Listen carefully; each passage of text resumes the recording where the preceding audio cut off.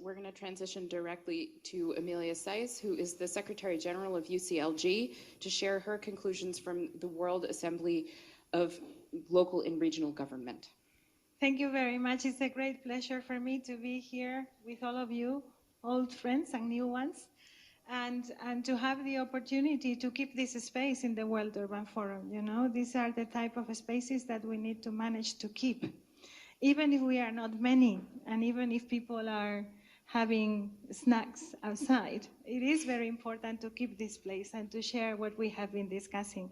So I'm really grateful for that. We local and regional governments are very aware that we need to be the guardians of the Habitat 3 legacy. And the Habitat 3 legacy for us is not only the new urban agenda that came out of Quito, but actually the whole process that we went through and that we went through with you, with our partners, from civil society, but also all the other stakeholders. So in that trend of thought, we are very aware that we need to build on a new governance that is based on changing the social contract and talking much more about co-creation than about governing, and about living together than about integration. And it is particularly important for us to build on some of the lessons that you both, Rose and Violet, have shared on data collection, etc. We are also very aware that it will not be possible to achieve all the global agendas if we don't have an integrated approach to all of them. For the first time, we have universal agendas that help us look at development from another perspective, which is something that affects us all. So it's a new model, it's a new way to look at the world. And we think that it is very critical that we see the new urban agenda as an accelerator for the Agenda 2030, but also as a key accelerator to achieve the Paris commitments, the Paris agreements, the Sendai frameworks, and the finance for development agenda.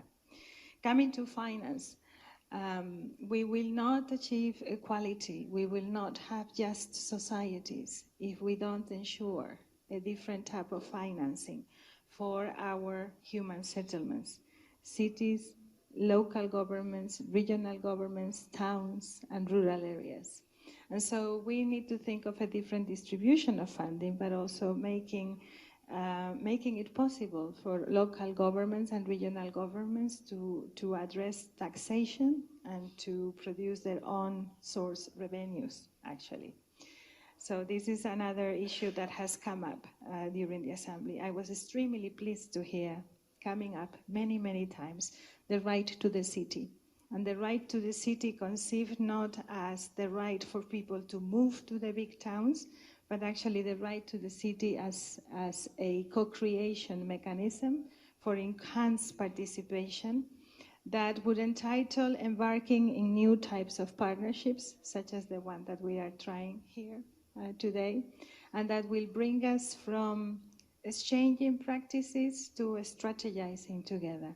And hopefully that is what we can get out of this dialogue, which only starts today. We will make available our statement of the World Assembly, but I would leave it there for now to enable discussions. Thank you very much. Thank you. And now I'd like to invite